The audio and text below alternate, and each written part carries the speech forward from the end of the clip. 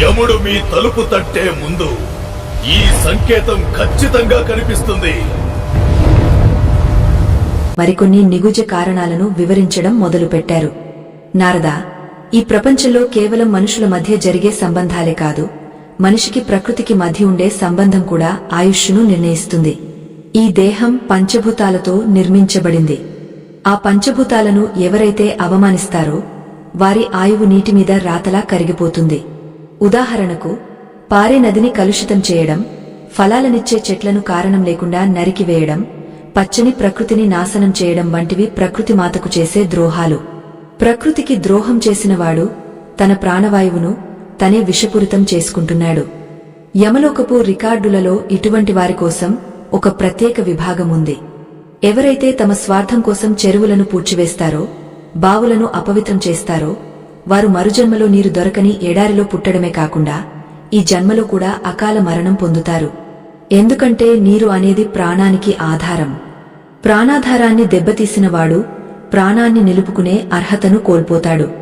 చిత్రగుప్తుడు తన గంటంతో అటువంటి వారి ఆయుష్ను సగానికి సగం తగ్గించి రాస్తాడు. దీనికి సాక్ష్యంగా ఒక చిన్న ఉదంతం చెబుతాను విను. ఒకానొక కాలంలో మణిపుర అనే రాజ్యంలో వీరసేనుడు అనే ఒక ధనవంతుడు ఉండేవాడు. అతనికి భూమి మీద ఉన్న పిచ్చి ఆశతో తన గ్రామంలో అందరూ వాడుకునే ఒక పెద్ద చెరువును ఆక్రమించాలని చూశాడు. ఆ చెరువు చుట్టుపక్కల ఉన్న ఎన్నో ప్రాణులకు, పశువులకు, పక్షులకు జీవనాధారం. కాని వీరసేనుడు తన భవన విస్తరణ కోసం ఆ చెరువును మట్టితో పూడ్చివేయడం ప్రారంభించాడు. గ్రామస్థులు బతిమాలినా, వృద్ధులు హెచ్చరించినా అతను వినలేదు. ఆ చెరువులో ఉన్న నీటి జీవులన్నీ ప్రాణాలు వదులుతుంటే అతను చూసి ఆనందించాడు. సరిగ్గా ఆ చెరువు పూర్తిగా పూడిపోయిన రోజే వీరసేనుడికి ఊపిరి తీసుకోవడం కష్టమైంది. అతని ఊపిరితిత్తుల్లో ఏదో బరువు పెరిగినట్లు అనిపించింది. వైద్యులు వచ్చారు, కాని ఏ మందు పని చేయలేదు. చిత్రగుప్తుడి లెక్క ప్రకారం అతనికి ఇంకా 40 ఏళ్ల ఆయుష్ ఉంది. కాని అతను వేలాది జీవుల ప్రాణాధారాన్ని హరించడం వల్ల ఆ పాప ఫలితం పిడుగులా అతనిమీద పడింది. యమదూతలు అతనిని తీసుకువెళ్లడానికి వచ్చినప్పుడు అతను తన బంగారాన్ని చూపిస్తూ బ్రతిమాలాడు. కాని యమదూతలు కఠినంగా, నువ్వు ఏ నీటినైతే మట్టిలో కలిపావో అదే మట్టి నీ నోట్లో పడుతుంది అని చెప్పి అతనిని ఈడ్చుకుంటూ వెళ్లారు. నారదా, ఇక్కడ మనం గమనించాల్సింది ఏమిటంటే సృష్టిలోని ప్రతి అణువు పరస్పరం అనుసంధానించబడి ఉంటుంది. మనం ప్రకృతికి చేసే ప్రతి మేలు మన ఆయుష్ను ఒక కవచంలా కాపాడుతుంది. మనం చేసే ప్రతి కీడు మన కవచాన్ని ముక్కలు చేస్తుంది. అందుకే అకాల మరణం అనేది ప్రకృతి తీసుకునే ప్రతీకారం అని కూడా అనవచ్చు. మనిషి తన పరిధిని మర్చిపోయి ప్రవర్తించినప్పుడు కాలమే అతనికి గుణపాయం చెబుతుంది. నారదుడు అడిగాడు, యమదేవా, ప్రకృతి పట్ల ద్రోహం సరే, మరితోటి మనుషుల పట్ల చేసే హింస అకాల మరణానికి ఎలా కారణమవుతుంది? యుద్ధాలలో లేదా గొడవల్లో చనిపోయేవారి పరిస్థితి ఏమిటి? వారు కూడా అకాల మరణం చెందినట్లేనా? యమరాజు నిట్టూర్చి ఇలా అన్నారు, యుద్ధం అనేది ఒక సామూహిక కర్మ, కాని అక్కడ కూడా వ్యక్తిగత కర్మలు పనిచేస్తాయి. అధర్మం వైపు ఉండి పోరాడేవారి ఆయుష్ను వారి పాపమే ముగస్తుంది. ధర్మం కోసం ప్రాణాలర్పించేవారు అకాల మరణం పొందినా వారు వీరస్వర్గాన్ని అలంకరిస్తారు. వారికి మరణం అనేది ఒక ఉన్నత స్థితికి వెళ్లే ద్వారం. కాని స్వార్థం కోసం, అధికారం కోసం ఇతరుల రక్తం చిందించేవారి ఆయుష్ చాలా స్వల్పంగా ఉంటుంది. ముఖ్యంగా స్త్రీలను గౌరవించని సమాజంలో పురుషుల ఆయుష్ త్వరగా క్షీణిస్తుంది. స్త్రీ శక్తి స్వరూపిణి. ఏ ఇంట్లో అయితే స్త్రీలు కన్నీరు పెడతారో ఆ ఇంటి పురుషుల ఆయుష్, ఐశ్వర్యం హరించుకుపోతాయి. ఇది పరమ సత్యం. స్త్రీని అవమానించినవాడు తన మాతృమూర్తిని అవమానించినట్లే. అటువంటి వారిని యమలోకంలో భయంకరమైన శిక్షలు వేచి ఉంటాయి. చిత్రగుప్తుడు వారి పాపాలను నల్లని అక్షరాలతో రాస్తాడు. అవి ఎన్నటికీ చెరిగిపోవు. అకాల మరణం అనేది కేవలం భూమి మీద ప్రాణం పోవడం మాత్రమే కాదు, అది ఆత్మ యొక్క పతనానికి ఆరంభం. అందుకే మనిషి తన ప్రతి ప్రవర్తనలోనూ పవిత్రతను కాపాడుకోవాలి. మన వాక్కు, మన చూపు, మన స్పర్శ అన్నీ ధర్మబద్ధంగా ఉండాలి. నారదుడు ఈ మార్పును చూసి ఎంతో సంతోషించాడు. దేవా, అంటే ఒక సామాన్య మనిషి కూడా తన ఆయుష్ను ఈ విధంగా పెంచుకోవచ్చా అని అడిగాడు. యమరాజు గంభీరంగా ఇలా చెప్పారు, నారదా, ఇది అందరికీ సాధ్యం కాదు. ఎందుకంటే రుద్రుడిలో కలిగిన పశ్చాత్తాపం పరమ పవిత్రమైనదే. చాలా మంది భయంతో తప్పులు ఆపేస్తారు కాని మనస్సులో ఇంకా ఆ కోరికలు అలాగే ఉంటాయి. రుద్రుడు మాత్రం తనను తాను పూర్తిగా మరో ముఖ్యమైన కారణం కృతజ్ఞత లేకపోవడం. మనకు సహాయం చేసిన వారిని, మనల్ని కష్టకాలంలో ఆదుకున్న వారిని మర్చిపోవడం లేదా వారికి కీడు తలపెట్టడం వల్ల ఆయుష్షు క్షీణిస్తుంది. కృతజ్ఞత లేని మనస్సు మృతతుల్యం. అటువంటి మనస్సు ఉన్న శరీరంలో ప్రాణం ఉండటానికి ఇష్టపడదు. యమదూతలు అటువంటి వారిని వెతుక్కుంటూ వస్తారు. నారదా, నీవు చూస్తున్న ఈ యమలోకం కేవలం శిక్షలకే కాదు, ఇక్కడ జరిగే ప్రతి చర్య భూలోకంలోని మనుషులను సరిదిద్దడానికి ఉద్దేశించబడింది. మనిషి మృత్యువుకు భయపడాలి, కాని ఆ భయం అతడిని సన్మార్గంలో నడిపించాలి. మృత్యువు ఎప్పుడు వస్తుందో ఎవరికీ తెలియదు. అందుకే ప్రతిక్షణం పుణ్యకార్యాలు చేస్తూ ఉండాలి. యమలోకపు వీధుల్లో తిరుగుతున్న ఆత్మలను చూడు. వారందరూ ఒకప్పుడు భూమి మీద గొప్పగా బతికినవారే. కాని ఇప్పుడు వారు తమ కర్మల భారంతో కుంగపోతున్నారు. అకాల మరణం పొందినవారు తమ కోరికలను తీర్చుకోలేక ప్రేతాత్మలుగా మారి తమ బంధువుల చుట్టూ తిరుగుతుంటారు. ఆ స్థితి అత్యంత నరకప్రాయం. ఆత్మకు శాంతి లభించాలంటే అది తన సహజ మరణం వరకు వేచి ఉండాలి. కాని పాపాల వల్ల ఆయుష్షు ముగసినప్పుడు ఆత్మకు పరలోక గతులు ఉండవు. అందుకే ప్రతి ఒక్కరూ తన ఆయుష్షును కాపాడుకోవడానికి ప్రయత్నించాలి. అది కేవలం మందుల వల్ల సాధ్యం కాదు, కేవలం ధర్మం వల్ల మాత్రమే సాధ్యమవుతుంది. యమధర్మరాజు మాటలు వింటుంటే నారదుడికి లోకంలోని అశాశ్వతత్వం స్పష్టంగా అర్థమైంది. మనిషి ఎంతటి భ్రమలో బతుకుతున్నాడో కదా అని అనుకున్నాడు. సరిగ్గా అదే సమయంలో చిత్రగుప్తుడు ఒక కొత్త వార్తను తీసుకువచ్చాడు. భూలోకంలో ఒక గొప్ప ఆధ్యాత్మిక గురువు తన శిష్యులకు ఈ మృత్యు రహస్యాలను బోధిస్తున్నారని, అది విన్న చాలామంది తమ జీవన శైలిని మార్చుకుంటున్నారని చెప్పాడు. అది విని యమరాజు సంతోషించి, నారదా, ఇది శుభ పరిణామం. మనిషి తన తప్పులను తెలుసుకుంటే మృత్యువు తన పాశాన్ని సడలిస్తుంది. కాని ఆ మార్పు ఎంతకాలముంటుంది అన్నదే ప్రశ్న. మాయ అనేది చాలా శక్తివంతమైనది. అది మనిషిని మళ్లీ పాపం వైపు లాగుతుంది. ఆ గురువు బోధనల వల్ల ప్రభావితమైన ఒక యువకుడి కథ ఇప్పుడు మనం చెప్పుకోవాలి. అతను కూడా ఒకప్పుడు అకాల మరణానికి దగ్గరగా వెళ్లాడు. కాని ఒకే ఒక్క మార్పు అతని జీవితాన్ని ఎలా మార్చివేసిందో తెలిస్తే మీరు ఆశ్చర్యపోతారు. ఆ యువకుడు తన తప్పులను ఎలా సరిదిద్దుకున్నాడో, యమదూతలు అతనిని తాకలేక ఎలా వెనక్కి వెళ్లారో తెలుసుకోవడం చాలా అవసరం. ఇది విన్న తర్వాత మనిషికి తన జీవితం మీద ఒక కొత్త నమ్మకం కలుగుతుంది. మృత్యువును జయించడం అంటే అమరత్వం పొందడం కాదు, మృత్యువు వచ్చినా భయం లేకుండా ఎదుర్కోవడం. ఆ యువకుడి ప్రయాణం ఎలా సాగిందో ఇప్పుడు చూద్దాం. ఆ యువకుడి పేరు రుద్రుడు. పేరులోనే రౌద్రమున్నట్లు అతను నిరంతరం కోపంతో, అహంకారంతో రగిలిపోయేవాడు. యవ్వన మదంతో తన శరీరాన్ని ఒక యంత్రంలా భావించి దానికి తగిన విశ్రాంతి ఇవ్వకుండా దురలవాట్లకు బానిసయ్యాడు. రాత్రంతా మేల్కొని ఉండటం, నిషిద్ధ పదార్థాలను సేవించడం, పెద్దలను తృణీకరించడం అతనికి అలవాటుగా మారింది. ఒకనాడు అతను తన స్నేహితులతో కలిసి అర్ధరాత్రి వేళ ఒక అడవి మార్గంలో ప్రయాణిస్తున్నాడు. మత్తులో ఉన్న అతనికి దారి కనిపించడం లేదు, కాని వేగం మాత్రం తగ్గలేదు. సరిగా అదే సమయంలో యమలోకంలో చిత్రగుప్తుడు రుద్రుడి ఆయుష్షు ముగసిందని, అతని ప్రాణాలు తీయడానికి యమదూతలకు సంకేతమిచ్చాడు. యమదూతలు తమ భయంకరమైన రూపాలతో రుద్రుడి వాహనం వెనుక పొంచి ఉన్నారు. ఆ క్షణమే ఒక పెద్ద ప్రమాదం జరిగా రుద్రుడు మరణించవలసి ఉంది. కాని చిత్రమైన విషయమేమిటంటే, రుద్రుడి వాహనం ఆ అడవిలో ఉన్న ఒక పురాతన ఆశ్రమం ముందు ఆగిపోయింది.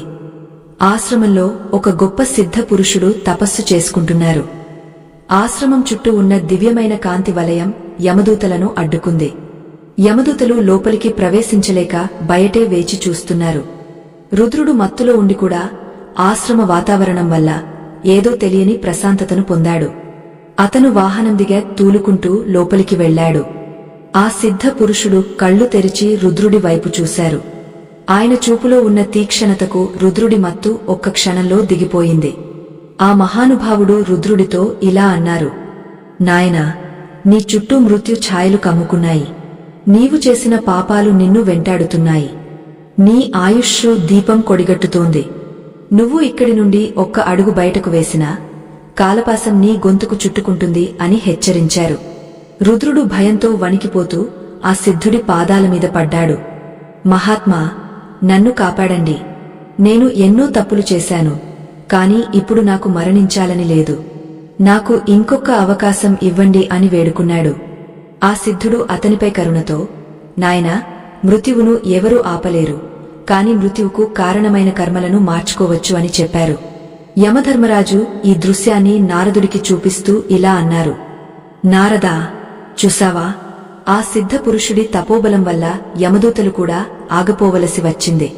కాని అది కేవలం తాత్కాలికమే. రుద్రుడు తనంతట తాను మారితే తప్ప అతని ఆయుష్షు పెరగదు. ఆ రాత్రి రుద్రుడు ఆశ్రమంలోనే ఉండిపోయాడు. ఆ సిద్ధుడు అతనికి ఒక రహస్య మంత్రాన్ని ఉపదేశించి నిరంతరం దైవ నామస్మరణ చేయమని చెప్పారు. అలాగే గతంలో తాను ఎవరెవరిని కష్టపెట్టాడో వారందరికీ మనస్ఫూర్తిగా క్షమాపణ చెప్పుకోమని ఆదేశించారు. రుద్రుడు ఆ క్షణం నుండి తన జీవితాన్ని మార్చుకోవాలని నిర్ణయించుకున్నాడు. అతనిలో కలిగిన ఆ నిజమైన పశ్చాత్తాపం అతని ఆత్మ చుట్టూ ఉన్న చీకటిని తొలగించడం ప్రారంభించింది. మరుసటి రోజు ఉదయం రుద్రుడు నిద్రలేచి చూసేసరికి అతని మనస్సు మరో ముఖ్యమైన కారణం కృతజ్ఞత లేకపోవడం. మనకు సహాయం చేసిన వారిని, మనల్ని కష్టకాలంలో ఆదుకున్న వారిని మర్చిపోవడం లేదా వారికి కీడు తలపెట్టడం వల్ల ఆయుష్షు క్షీణిస్తుంది. కృతజ్ఞత లేని మనస్సు మృతతుల్యం. అటువంటి మనస్సు ఉన్న శరీరంలో ప్రాణం ఉండటానికి ఇష్టపడదు. యమదూతలు అటువంటి వారిని వెతుక్కుంటూ వస్తారు. నారదా, నీవు చూస్తున్న ఈ యమలోకం కేవలం శిక్షలకే కాదు, ఇక్కడ జరిగే ప్రతి చర్య భూలోకంలోని మనుషులను సరిదిద్దడానికి ఉద్దేశించబడింది. మనిషి మృత్యువుకు భయపడాలి, కాని ఆ భయం అతడిని సన్మార్గంలో నడిపించాలి. మృత్యువు ఎప్పుడు వస్తుందో ఎవరికీ తెలియదు. అందుకే ప్రతి క్షణం పుణ్యకార్యాలు చేస్తూ ఉండాలి. యమలోకపు వీధుల్లో తిరుగుతున్న ఆత్మలను చూడు. వారందరూ ఒకప్పుడు భూమి మీద గొప్పగా బతికినవారే, కాని ఇప్పుడు వారు తమ కర్మల భారంతో కుంగపోతున్నారు. అకాల మరణం పొందినవారు తమ కోరికలను తీర్చుకోలేక ప్రేతాత్మలుగా మారి తమ బంధువుల చుట్టూ తిరుగుతుంటారు. ఆ స్థితి అత్యంత నరకప్రాయం. ఆత్మకు శాంతి లభించాలంటే అది తన సహజ మరణం వరకు వేచి ఉండాలి. కాని పాపాల వల్ల ఆయుష్షు ముగసినప్పుడు ఆత్మకు పరలోక గతులు ఉండవు. అందుకే ప్రతి ఒక్కరూ తన ఆయుష్షును కాపాడుకోవడానికి ప్రయత్నించాలి. అది కేవలం మందుల వల్ల సాధ్యం కాదు, కేవలం ధర్మం వల్ల మాత్రమే సాధ్యమవుతుంది. యమధర్మరాజు మాటలు వింటుంటే నారదుడికి లోకంలోని అశాశ్వతత్వం స్పష్టంగా అర్థమైంది. మనిషి ఎంతటి భ్రమలో బతుకుతున్నాడో కదా అని అనుకున్నాడు. సరిగ్గా అదే సమయంలో చిత్రగుప్తుడు ఒక కొత్త వార్తను తీసుకువచ్చాడు. భూలోకంలో ఒక గొప్ప ఆధ్యాత్మిక గురువు తన శిష్యులకు ఈ మృత్యు రహస్యాలను బోధిస్తున్నారని, అది విన్న చాలామంది తమ జీవన శైలిని మార్చుకుంటున్నారని చెప్పాడు. అది విని యమరాజు సంతోషించి, నారదా, ఇది శుభ పరిణామం. మనిషి తన తప్పులను తెలుసుకుంటే మృత్యువు తన పాశాన్ని సడలిస్తుంది. కాని ఆ మార్పు ఎంతకాలముంటుంది అన్నదే ప్రశ్న. మాయ అనేది చాలా శక్తివంతమైనది. అది మనిషిని మళ్లీ పాపం వైపు లాగుతుంది. ఆ గురువు బోధనల వల్ల ప్రభావితమైన ఒక యువకుడి కథ ఇప్పుడు మనం చెప్పుకోవాలి. అతను కూడా ఒకప్పుడు అకాల మరణానికి దగ్గరగా వెళ్లాడు. కాని ఒకే ఒక్క మార్పు అతని జీవితాన్ని ఎలా మార్చివేసిందో తెలిస్తే మీరు ఆశ్చర్యపోతారు. ఆ యువకుడు తన తప్పులను ఎలా సరిదిద్దుకున్నాడో, యమదూతలు అతనిని తాకలేక ఎలా వెనక్కి వెళ్లారో తెలుసుకోవడం చాలా అవసరం. ఇది విన్న తర్వాత మనిషికి తన జీవితం మీద ఒక కొత్త నమ్మకం కలుగుతుంది. మృత్యువును జయించడం అంటే అమరత్వం పొందడం కాదు, మృత్యువు వచ్చినా భయం లేకుండా ఎదుర్కోవడం. ఆ యువకుడి ప్రయాణం ఎలా సాగిందో ఇప్పుడు చూద్దాం. ఆ యువకుడి పేరు రుద్రుడు. పేరులోనే రౌద్రం ఉన్నట్లు అతను నిరంతరం కోపంతో, అహంకారంతో రగిలిపోయేవాడు. యవ్వన మదంతో తన శరీరాన్ని ఒక యంత్రంలా భావించి దానికి తగిన విశ్రాంతి ఇవ్వకుండా దురలవాట్లకు బానిసయ్యాడు. రాత్రంతా మేల్కొని ఉండటం, నిషిద్ధ పదార్థాలను సేవించడం, పెద్దలను తృణీకరించడం అతనికి అలవాటుగా మారింది. ఒకనాడు అతను తన స్నేహితులతో కలిసి అర్ధరాత్రి వేళ ఒక అడవి మార్గంలో ప్రయాణిస్తున్నాడు. మత్తులో ఉన్న అతనికి దారి కనిపించడం లేదు, కాని వేగం మాత్రం తగ్గలేదు. సరిగా అదే సమయంలో యమలోకంలో చిత్రగుప్తుడు రుద్రుడి ఆయుష్షు ముగసిందని, అతని ప్రాణాలు తీయడానికి యమదూతలకు సంకేతమిచ్చాడు. యమదూతలు తమ భయంకరమైన రూపాలతో రుద్రుడి వాహనం వెనుక పొంచి ఉన్నారు. ఆ క్షణమే ఒక పెద్ద ప్రమాదం జరిగా రుద్రుడు మరణించవలసి ఉంది. కాని చిత్రమైన విషయమేమిటంటే రుద్రుడి వాహనం ఆ అడవిలో ఉన్న ఒక పురాతన ఆశ్రమం ముందు ఆగిపోయింది. ఆశ్రమంలో ఒక గొప్ప సిద్ధ పురుషుడు తపస్సు చేసుకుంటున్నారు.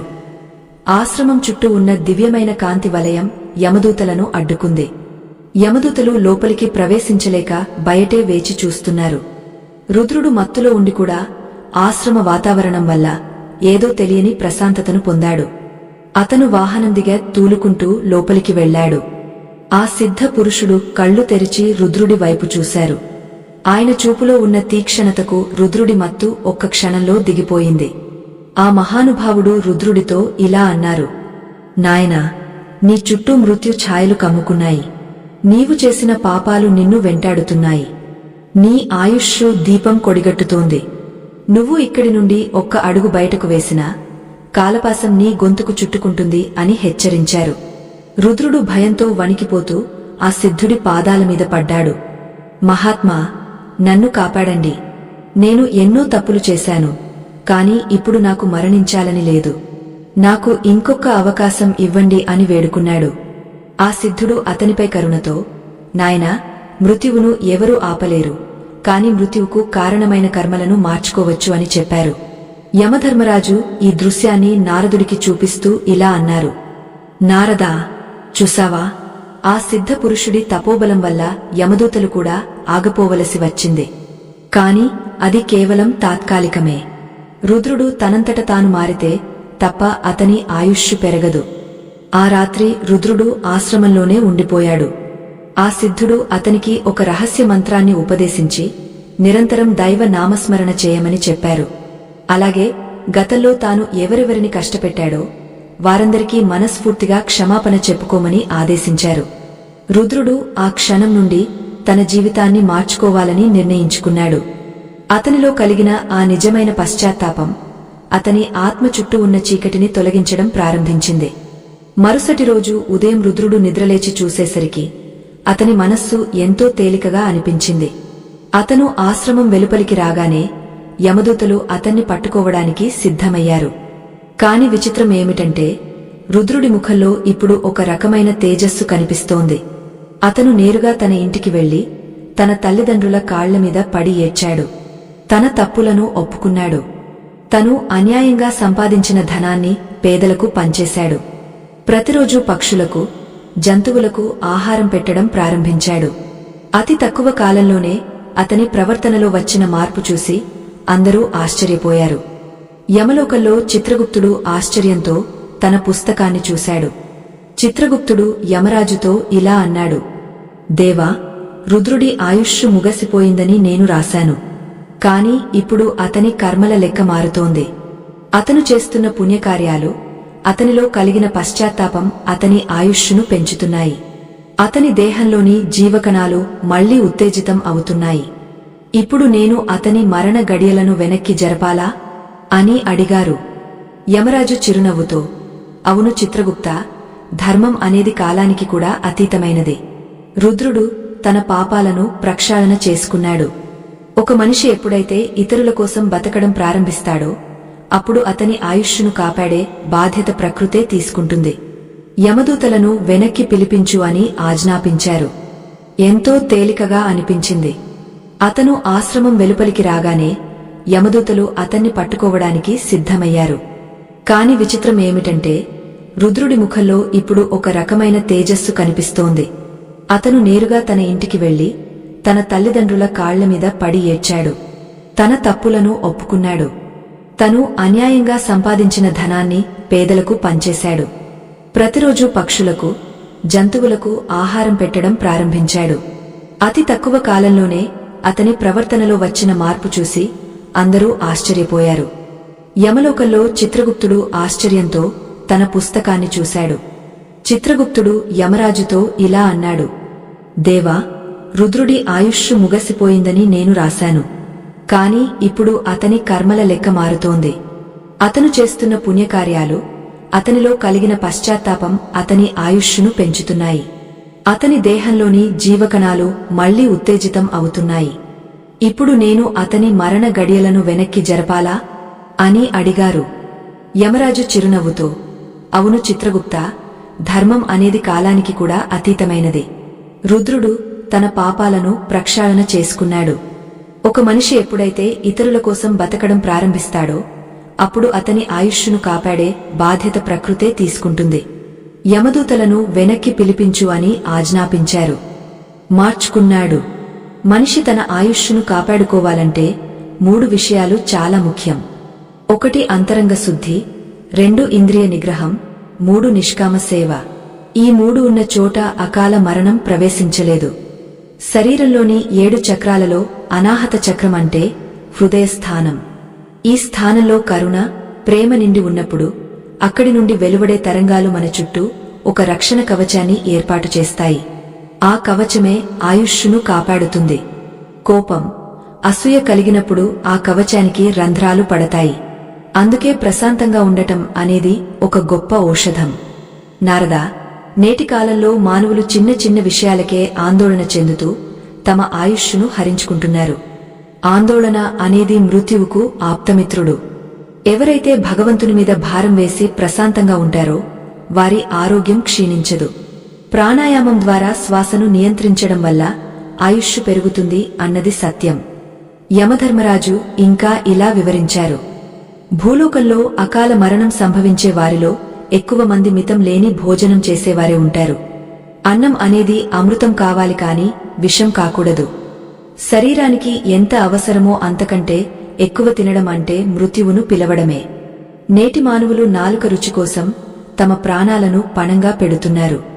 మనిషి తన ఆయుష్షును తానే కత్తెరతో కట్ చేసుకుంటున్నట్లు తన జీవన శైలితో ఆయువును తగ్గించుకుంటున్నాడు.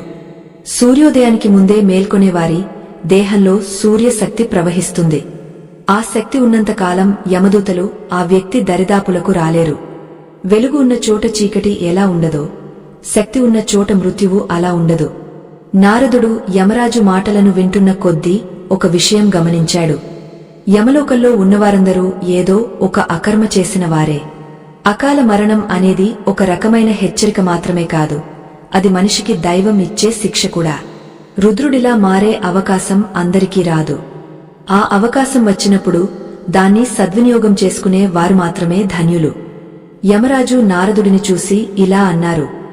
నారదా, మనిషి తన మరణం గురించి తెలుసుకోవాలని ఆరాటపడతాడు కాని తన జీవితాన్ని ఎలా గడపాలో తెలుసుకోవడానికి ఇష్టపడడు. జీవితం బాగుంటే మరణం కూడా అందంగా ఉంటుంది. అకాల మరణం అనేది ఒక విషాదం, కాని ధర్మబద్ధమైన మరణం అనేది ఒక ఉత్సవం. యమధర్మరాజు తన గంభీరమైన వాక్కులతో నారదుడికి కాలగమనాన్ని వివరిస్తూ, నాయనా నారదా, ఈ ఆయుష్షు అనేది కేవలం శ్వాసల మీద మాత్రమే ఆధారపడి ఉండదు, అది మనిషి మోస్తున్న రుణానుబంధాల మీద కూడా ఆధారపడి ఉంటుంది అని చెప్పారు. మనిషి ఈ భూమి మీదకు వచ్చేటప్పుడే కొన్ని రుణాలను వెంట తీసుకువస్తాడు. పితృరుణం, దేవరుణం, మనుష్య రుణం మరియు భూతరుణం. ఎవరైతే ఈ రుణాలను తీర్చకుండా కేవలం తన స్వార్థం కోసమే బతుకుతారో వారి ఆయుష్షు క్రమంగా క్షీణిస్తుంది. ఎందుకంటే ప్రకృతి మనకు ఎంతో ఇస్తుంది, కాని తిరిగి మనం ఏమీ ఇవ్వనప్పుడు మనం ఈ భూమి మీద ఉండే అర్హతను కోల్పోతాము. ఒక అద్దె ఇంట్లో ఉంటూ అద్దె చెల్లించిన వానిని యజమాని ఎలాగైతే బయటకు పంపిస్తాడో ధర్మాన్ని ఆచరించిన వానిని మృత్యువు కూడా అలాగే వెలుపలికి తీసుకువస్తుంది. లోకంలో మరొక ముఖ్యమైన రహస్యమేమిటంటే నిందారోపణలు. కారణం లేకుండా ఒక పుణ్యాత్ముడిని లేదా ఒక నిరపరాధిని నిందించడం వల్ల కలిగే పాపం అంతా ఇంతా కాదు. ఎవరైనా ఒకరిమీద అపనింద వేసినప్పుడు ఆ నిందను భరించలేక ఆ వ్యక్తి పడే ఆవేదన ఒక విషవాయువులా మారి నిందించిన వాని ఆయుష్షును హరిస్తుంది. యమలోకంలో ఇటువంటి వారి కోసం కఠినమైన శిక్షలు ఉన్నాయి. చిత్రగుప్తుడు అటువంటి వారి ఖాతాలో మరణ గడియలను చాలా ముందుగానే రాసేస్తాడు. దీనికి ఉదాహరణగా ఒక చిన్న కథ చెబుతాను. ఒక గ్రామంలో ధనంజయ అనే ఒక పండితుడు ఉండేవాడు.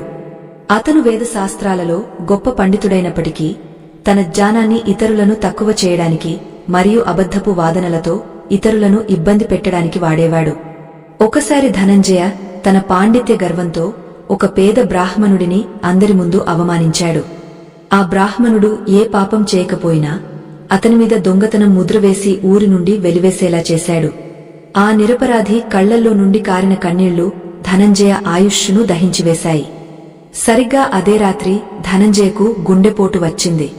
చిత్రగుప్తుడి లెక్కల ప్రకారం అతనికి ఇంకా 20 ఏళ్ల ఆయుష్షు ఉంది. కాని ఆ పండితుడు చేసిన జ్ఞాన గర్వం, నిరపరాధిని ఏడిపించిన పాపం అతని మృత్యువును వేగవంతం చేశాయి. యమదూతలు అతనిని తీసుకువెళ్తున్నప్పుడు అతను తన జ్ఞానం గురించి గొప్పలు చెప్పుకున్నాడు. కాని దూతలు నవ్వుతూ, నీ జ్ఞానం నీకు వినయాన్ని నేర్పలేదు, అహంకారాన్ని పెంచింది. అహంకారం ఉన్న చోట ప్రాణం నిలవదు అని చెప్పారు. నారదుడు ఆలోచిస్తూ, దేవా, అయితే మనిషి తనను తాను రక్షించుకోవడానికి కేవలం మౌనంగా ఉంటే సరిపోతుందా అని అడిగారు. యమరాజు నవ్వి, మౌనం ఒక గొప్ప సాధనే నారదా, కాని అది సరిపోదు. మనిషి తన అంతరంగంలో ఉండే శత్రువులను అంటే కామక్రోధాదులను జయించాలి. మనస్సులో నిరంతరం చెడు ఆలోచనలు చేసే వ్యక్తి మెదడులోని నరాలు త్వరగా బలహీనపడతాయి. అది కేవలం శాస్త్రీయమైన విషయం మాత్రమే కాదు, ఆధ్యాత్మికమైన సత్యం కూడా. ఆలోచన అనేది ఒక శక్తి. ఆ శక్తిని విధ్వంసానికి వాడితే అది మొదట ఆ మనిషినే దహించివేస్తుంది. ప్రతి నకారాత్మక ఆలోచన అంటే ప్రతి నెగటివ్ ఆలోచన మనిషి ఆయుష్షు నుండి ఒక్కో సెకనును తగ్గించివేస్తుంది. అందుకే ప్రశాంతత, దయ కలిగిన వారు సహజంగానే ఎక్కువ కాలం జీవిస్తారు. నారదా, మరో భయంకరమైన సత్యం చెబుతాను విను. ఎవరైతే అన్నాన్ని గౌరవించరో, అంటే అన్నం తినే ముందు దైవానికి కృతజ్ఞత చెప్పుకోరో, వారి శరీరంలో జఠరాగ్ని మందగస్తుంది. అన్నం పరబ్రహ్మ స్వరూపం. దానిని వృధా చేసేవారు, పారబోసేవారు తమ ఆయుష్షును తృణీకరిస్తున్నట్లే లెక్క. అలాగే సూర్యాస్తమయం తర్వాత నిద్రించేవారు, అర్ధరాత్రి వరకు మేల్కొనేవారు ప్రకృతి నియమాలను అతిక్రమిస్తున్నారు. ఈ నియమ ఉల్లంఘన వల్ల శరీరంలోని ప్రాణశక్తి కుంచుకుపోతుంది. ప్రాణశక్తి తగ్గినప్పుడు యమదూతలు ఆ ప్రాణాన్ని సులభంగా లాగేయగలరు. యమపాసం అనేది కేవలం ఒక తాడు కాదు, అది కర్మల బలంతో తయారైన ఒక శక్తి క్షేత్రం. ఆ క్షేత్రం పాపాత్ములను అయస్కాంతంలా ఆకర్షిస్తుంది. ముఖ్యంగా తల్లిదండ్రులను వదిలేసి వారిని వృద్ధాశ్రమాలలో చేర్పించేవారి ఆయుష్షు అత్యంత వేగంగా క్షీణిస్తుంది. ఎందుకంటే ఆ తల్లిదండ్రుల ఆశీస్సులే మనిషికి అసలైన రక్షణ కవచం. ఆ కవచాన్ని ముక్కలు చేసుకున్నవాడు యుద్ధంలో కవచం లేని సైనికుడి లాంటివాడు. మృత్యు బాణాలు వారిని ఎప్పుడైనా తాకవచ్చు. యమలోకంలో అటువంటి వారి కోసం భయంకరమైన వైతరణి నది వేచి ఉంటుంది. ఆ నదిలో వారు పడే బాధలు వర్ణనాతీతం. ఆత్మబంధువులారా, ఈ విషయాలన్నీ వింటుంటే మీకు భయం కలగవచ్చు. కాని ఈ భయమే మిమ్మల్ని సన్మార్గంలో నిలబెడుతుంది. మనిషి తన మరణం గురించి ఆలోచించినప్పుడు మాత్రమే తన జీవితం విలువ తెలుసుకుంటాడు. ప్రతిరోజు నిద్రపోయే ముందు, ఈరోజు నేను ఎవరినైనా బాధ పెట్టానా అని ఆత్మవిమర్శ చేసుకోవాలి. యమధర్మరాజు తన ప్రసంగంలో మరో ముఖ్యమైన అంశాన్ని ప్రస్తావించారు. అదేమిటంటే ఇతరుల ధనాన్ని ఆశించడం. పరధనం పాము వంటిది. అది ఉన్నప్పుడు సుఖాన్ని ఇస్తుంది కాని చివరికి ప్రాణాలను తీస్తుంది. అక్రమంగా సంపాదించిన ప్రతి రూపాయి మీ ఆయుష్షులో ఒక్కో రోజును మింగేస్తుంది. లోకంలో చాలామంది తమ పిల్లల కోసం అక్రమంగా ఆస్తులు సంపాదిస్తారు. కాని ఆ పాపం వల్ల వారు అకాల మరణం పొందినప్పుడు ఆస్తి ఎవరికి దక్కదు. పైగా ఆ పాప ఫలితం వారి పిల్లలకు కూడా సంక్రమిస్తుంది. దీనినే కర్మ పరిపాకం అంటారు. ధర్మబద్ధంగా సంపాదించిన 1 రూపాయి అక్రమంగా సంపాదించిన 1,00,000 రూపాయల కంటే బలమైనది. అది మీకు దీర్ఘాయువును ప్రసాదిస్తుంది. నారదుడు యమరాజును వేడుకున్నాడు, దేవా, ఈ కలియుగంలో మనిషి ఎన్నో ఒత్తిళ్లకు లోనవుతున్నాడు. పర్యావరణం కలుషితమైంది, ఆహారం కలుషితమైంది. ఇటువంటి పరిస్థితుల్లో సామాన్యుడు తన ఆయుష్షును ఎలా కాపాడుకోవాలి? దానికి ఏదైనా ఉపాయముందా అని అడిగారు. యమరాజు శాంతంగా, నారదా, ఉపాయం ఒకటే, అది శరణాగతి. భగవంతుని మీద సంపూర్ణ విశ్వాసముంచి తన కర్మలను ఆయనకు అంకితం చేసేవాడు మృత్యువుకు భయపడడు. భక్తి అనేది ఒక గొప్ప ఔషధం. అది శరీరంలోని విషాన్ని హరిస్తుంది. ప్రతిరోజు కనీసం 10 నిమిషాల పాటు ధ్యానం చేయడం వల్ల మనస్సు ప్రశాంతంగా ఉంటుంది. ఆ ప్రశాంతతే మనకు ఆరోగ్యంగా మారుతుంది. అకాల మరణాల జాబితాలో మరో వర్గం వారు ఎవరంటే జంతువులను వేటాడేవారు. వినోదం కోసం ఒక జీవి ప్రాణాన్ని తీయడం మహాపాపం. ఆ జీవి ప్రాణం పోయేటప్పుడు పడే ఆవేదన, ఆ భయం మనిషి శరీరంలోని నాడీ వ్యవస్థను దెబ్బతీస్తుంది. ప్రకృతిలోని ప్రతి ప్రాణికి జీవించే హక్కు ఉంది. ఆ హక్కును కాలరాసినవాడు తన ప్రాణ హక్కును కూడా కోల్పోతాడు. చిత్రగుప్తుడు అటువంటి వారిని క్రూరంగా శిక్షిస్తాడు. అందుకే శాకాహారం తీసుకోవడం, అహింసను పాటించడం ఆయుష్షును పెంచుతాయి. మన ప్రాచీన మునులు వేల సంవత్సరాలు జీవించడానికి కారణం వారి ఆహార నియమాలు మరియు అహింసా మార్గమే. వారి శ్వాస చాలా నెమ్మదిగా ఉండేది, అందుకే కాలం వారిని త్వరగా తాకలేకపోయేది.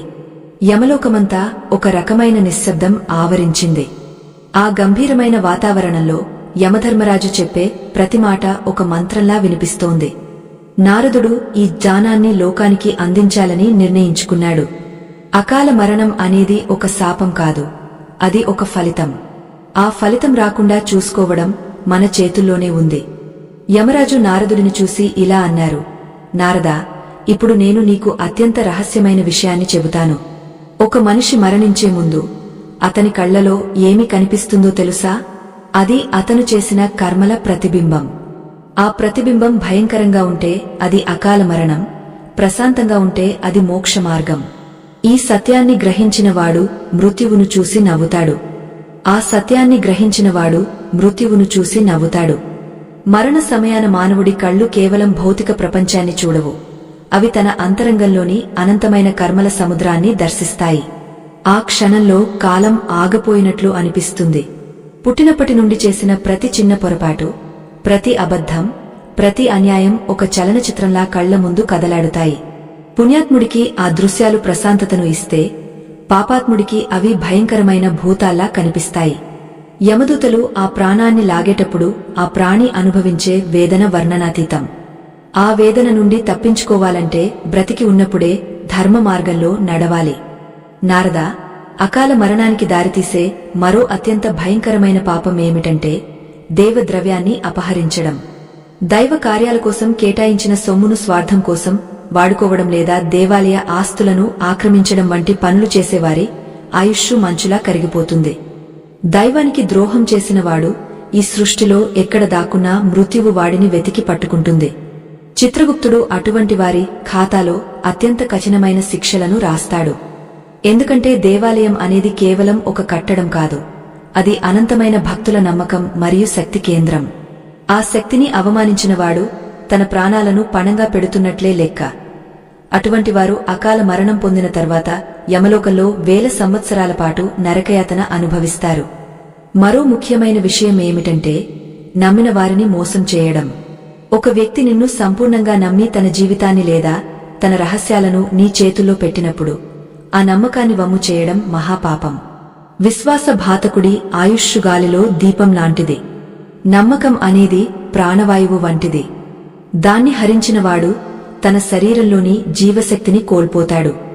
యమదూతలు విశ్వాసఘాతకులను గుర్తించడానికి ఒక ప్రత్యేకమైన గుర్తును ఉపయోగిస్తారు. వారి ఆత్మ చుట్టూ ఒక రకమైన దుర్వాసన వెలువడుతుంది. ఆ వాసనను బట్టి యమదూతలు వారు ఎక్కడున్నా సులభంగా పట్టుకోగలరు. అకాల మరణం అనేది వారికి ప్రకృతి విధించే ప్రాథమిక శిక్ష మాత్రమే. అసలైన శిక్ష యమలోకంలో ప్రారంభమవుతుంది. నారదుడు యమధర్మరాజును అడిగాడు, దేవా, ఈ కలియుగంలో మనుషులు తెలియక చేసే పొరపాట్ల వల్ల కూడా ఆయుష్షు తగ్గుతుందా అని ప్రశ్నించారు. యమరాజు మేఘ గంభీర స్వరంతో ఇలా అన్నారు, నారదా, అజ్ఞానం అనేది పాపానికి సాకు కాదు. అగ్నిని తెలియక ముట్టుకున్నా చేయి కాలుతుంది కదా, అలాగే ధర్మాన్ని తెలియక తప్పినా దాని ఫలితం అనుభవించక తప్పదు. అయితే ఎవరైతే తాము చేసిన తప్పును తెలుసుకుని మళ్లీ ఆ తప్పు చేయకుండా ధర్మ మార్గంలో పయనిస్తారో వారికి ప్రాయశ్చిత్తముంటుంది. కాని కావాలని తప్పులు చేస్తూ భగవంతుడు క్షమిస్తాడని అనుకోవడం మూర్ఖత్వం. ప్రతి కర్మకు ఒక ప్రతిఫలం ఉంటుంది. అది ఈ జన్మలో కాకపోయినా మరో జన్మలోనైనా వెంటాడుతుంది. యమలోకంలోని రికార్డులను గమనిస్తే అకాల మరణం పొందే వారిలో చాలామంది తమ వాక్కును అదుపులో ఉంచుకోని వారే ఉంటారు. పరుష పదజాలంతో ఇతరుల మనస్సులను ముక్కలు చేయడం, అబద్ధాలతో ఇతరుల జీవితాలను నాశనం చేయడం వంటి పనులు చేసేవారి నాలుక మీద మృత్యువు నివసిస్తుంది. వాక్కు అనేది ఒక దివ్యమైన ఆయుధం. దాన్ని ఇతరులను రక్షించడానికి వాడాలి తప్ప హింసించడానికి కాదు. ఎవరైతే మృదువుగా సత్యంగా మాట్లాడుతారో వారి ఆయుష్షు వృద్ధి చెందుతుంది. అందుకే పెద్దలు మిత భాషణం, హిత భాషణం అని చెప్పారు. అతిగా మాట్లాడేవాడు తన శక్తిని వృధా చేసుకోవడమే కాకుండా అనవసరమైన గొడవలను కొనితెచ్చుకుని మృత్యువుకు దగ్గరవుతాడు. నారదా, ప్రకృతిలో ప్రతి వస్తువుకు ఒక కాల పరిమితి ఉంటుంది. కాని మనిషి తన దురాశతో ఆ పరిమితిని దాటాలని చూస్తాడు. కృత్రిమమైన పద్ధతులతో ఆయుష్షును పెంచుకోవాలని ప్రయత్నిస్తాడు. కాని ప్రాణశక్తి అనేది బాహ్యమైనది కాదు, అది అంతర్గతమైనది. యోగాభ్యాసం, ప్రాణాయామం మరియు సత్కర్మలు మాత్రమే ఆయుష్షును స్థిరంగా ఉంచుతాయి. శరీరంలోని నాడీ వ్యవస్థ శుద్ధిగా ఉన్నప్పుడు ప్రాణవాయువు అడ్డంకులు లేకుండా ప్రవహిస్తుంది. అప్పుడు అకాల మరణం సంభవించే అవకాశం తక్కువగా ఉంటుంది. కాని కల్మషమైన మనస్సు, విషపూరితమైన ఆహారం తీసుకునేవారి నాడీ వ్యవస్థ దెబ్బతింటుంది. తద్వారా వారు అల్పాయుష్కులు అవుతారు. ఇది సృష్టి రహస్యం. యమదూతలు భూమిపైకి వచ్చేటప్పుడు గాలిలో ఒక రకమైన స్తబ్దత ఆవరిస్తుంది. ఆ సమయంలో పక్షులు, జంతువులు అశాంతికి లోనవుతాయి. అవి మృత్యువును ముందే పసిగట్టగలవు. కాని మనిషి తన అహంకారంతో ఆ సంకేతాలను గమనించడు. మరణం తలుపు తట్టే వరకు వాడు తన భోగాల్లో మునిగ ఉంటాడు.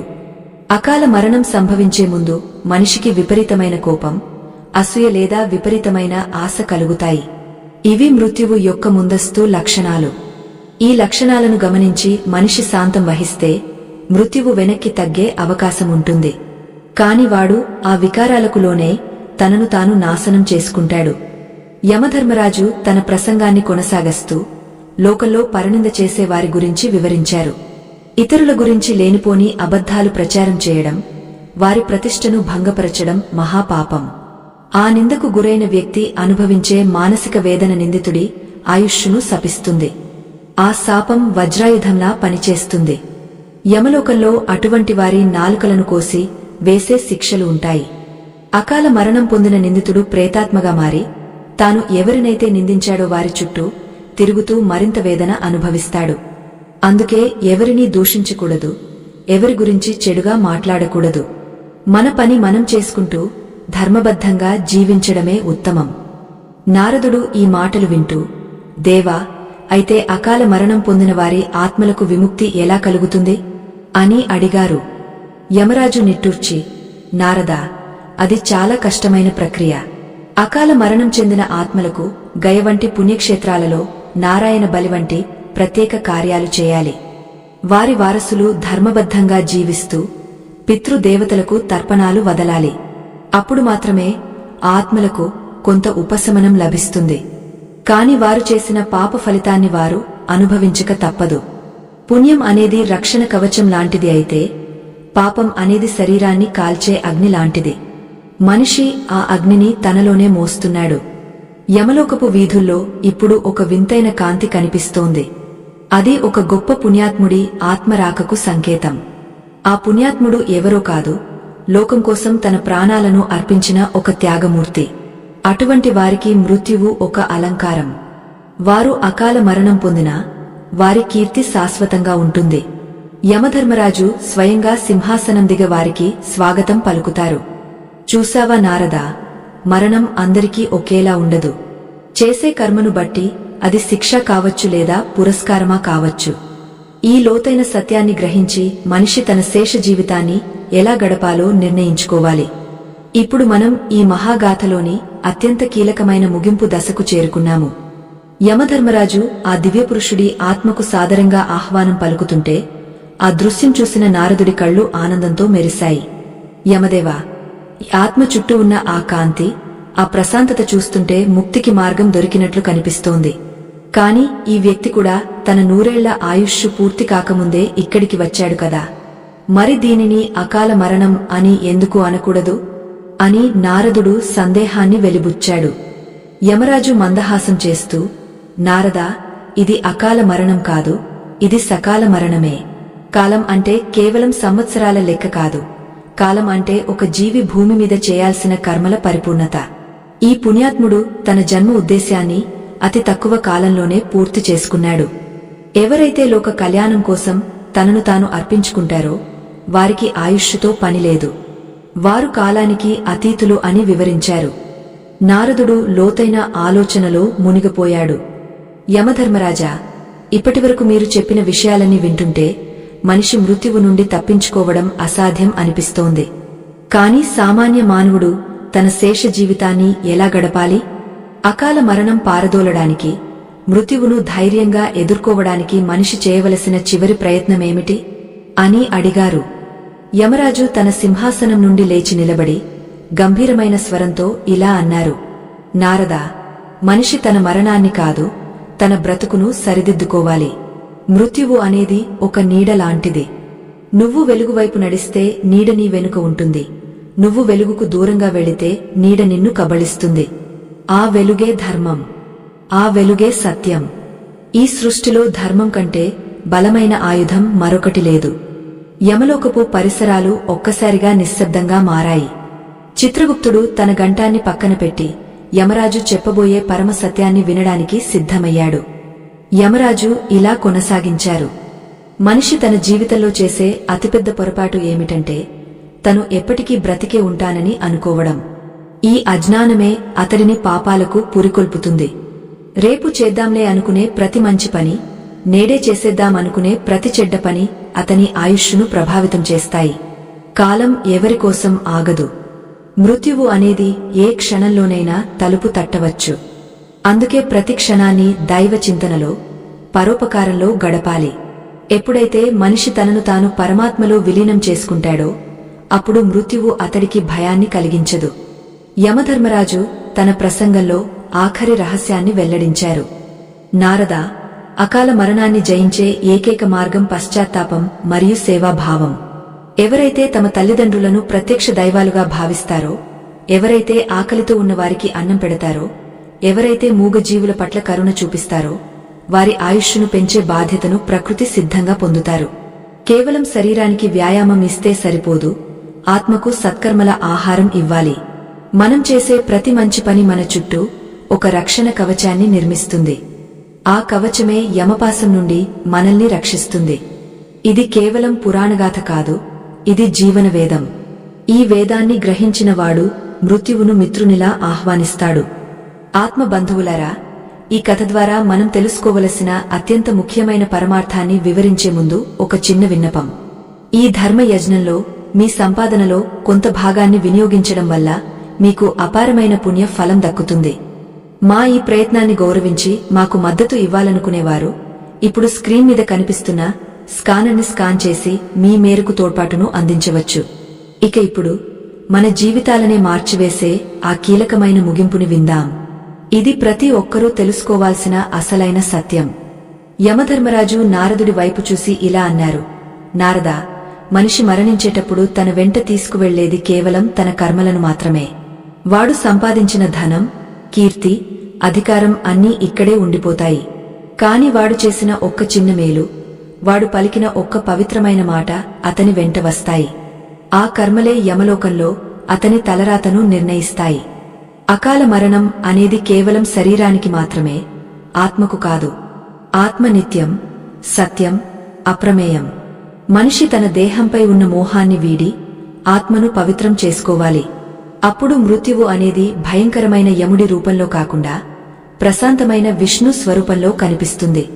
ఇదే అసలైన మృత్యు రహస్యం. యమరాజు మాటలు ముగియగానే నారదుడు తన వీణను మీటుతూ నారాయణ నామస్మరణతో భూలోకానికి బయలుదేరాడు. యమలోకమంతా ఆ పవిత్ర నామంతో మారుమోగపోయింది. ఆత్మల రోదనలు తగ్గి ఒక విధమైన శాంతి ఆవరించింది. యమధర్మరాజు తన సింహాసనంపై కూర్చుని చిత్రగుప్తుడిని చూసి మందహాసం చేశారు. లోకంలో ధర్మం వర్ధిల్లాలని, మనుషులు తమ తప్పులను తెలుసుకుని సన్మార్గంలో నడవాలని ఆకాంక్షించారు. ఈ కథను విన్న ప్రతి ఒక్కరూ తమ జీవితాన్ని ఒక్కసారి పునఃసమీక్షించుకోవాలి. మన ప్రవర్తన, మన ఆలోచనలు, మన కర్మలు మన ఆయుష్ను నిర్ణయిస్తున్నాయని గుర్తుంచుకోవాలి. భయపడటం కాదు, జాగ్రత్త పడటం ముఖ్యం. మృత్యువు ఎవరిని వదలదు, కాని ధర్మాన్ని ఆచరించే వారిని అది గౌరవిస్తుంది. మన తల్లిదండ్రులను ప్రేమించడం, ప్రకృతిని కాపాడటం, సత్యం పలకడం వంటి చిన్న చిన్న పనులే మనల్ని అకాల మరణం నుండి రక్షిస్తాయి. మనిషి తన గుండె మీద చేయి వేసుకుని, ఈ రోజు నేను చేసిన పని వల్ల ఎవరికైనా మేలు జరిగిందా అని ప్రశ్నించుకోవాలి. ఆ ప్రశ్నే అతడిని మృత్యువు నుండి అమరత్వం వైపు నడిపిస్తుంది. యమధర్మరాజు తన పాశాన్ని పక్కన పెట్టి లోక కళ్యాణం కోసం ప్రార్థిస్తున్నాడు. మనమందరం కూడా ఆ ధర్మ మార్గంలో నడుద్దాం. జీవితాన్ని ఒక ఉత్సవంలా గడుపుదాం, మరణాన్ని ఒక మహాప్రయాణంలా ఆహ్వానిద్దాం. ఈ ఆధ్యాత్మిక ప్రయాణంలో మనం ఎన్నో రహస్యాలను తెలుసుకున్నాము. అకాల మరణం వెనుక ఉన్న కర్మ ఫలితాలను, యమధర్మరాజు యొక్క న్యాయాన్ని, చిత్రగుప్తుడి లెక్కలను అర్థం చేసుకున్నాము. ఇవన్నీ మనల్ని భయపెట్టడానికి కాదు, మనల్ని మేల్కొలపడానికి. ఈ భూమి మీద మనకు లభించిన సమయం చాలా విలువైంది.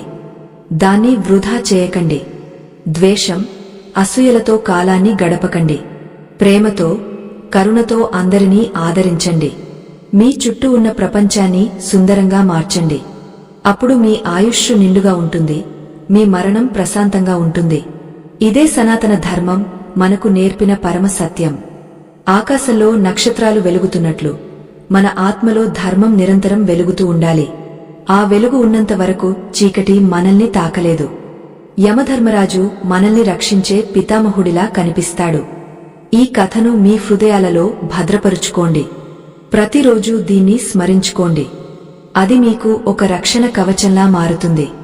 లోకాన్హ సమస్తాన్హ సుఖినో భవంతు. శాంతిన్హ శాంతిన్హ శాంతిన్హ. మనిషి తన కర్మలను పవిత్రం చేసుకున్నప్పుడు కాలమే అతనికి దాసోహం అంటుంది. మృత్యువును గెలవడం అంటే బ్రతికి ఉన్నప్పుడే సిద్ధం కావడం. ఈ లోతైన ఆధ్యాత్మిక చింతనతో మీ జీవితాన్ని ధన్యం చేసుకోండి.